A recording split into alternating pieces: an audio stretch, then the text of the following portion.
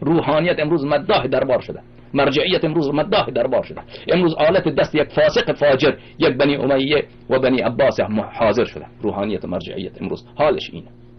و مرکز اغلب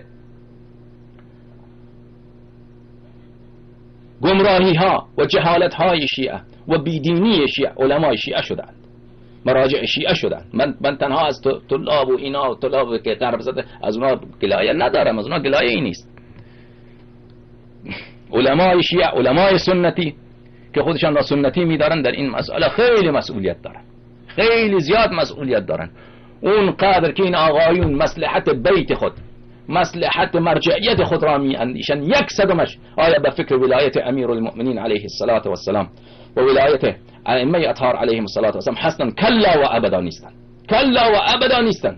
همه فکر و ذکر اینها مرجعیت خودشان، مصلحت بیت خودشان که این چطور مقلدین بیشتر میشه، چطور وکلای ما بیشتر میشه، چطور خمس از فلان تجار چطور بکنیم، همش به این فکر و ذکر هستن اینا. فسقه فجره. خدا از شما بازخواست بکنه، خدا از شما بازخواست بکنه. و الحمدلله رب العالمین، الحمدلله رب العالمین که خدا به ما نشان داد که اگر امام زمان علیه الصلاة و السلام بیاد از دم شما را اعدام بکند، شما را سرتان را از بدن جدا بکند از یک سر، الحمدلله خدا برای ما ثابت کرد که عین حق خواهد بود.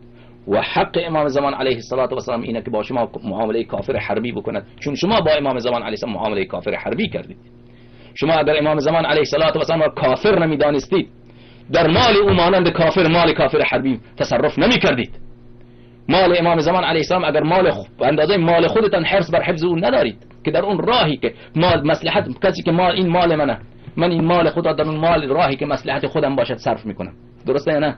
شما مال امام زمان علیه الصلاة و السلام را مثل مال کافر حربی که در اون راهی که مخالف امام زمان علیه السلام اغلب اون را مصرف میکنید.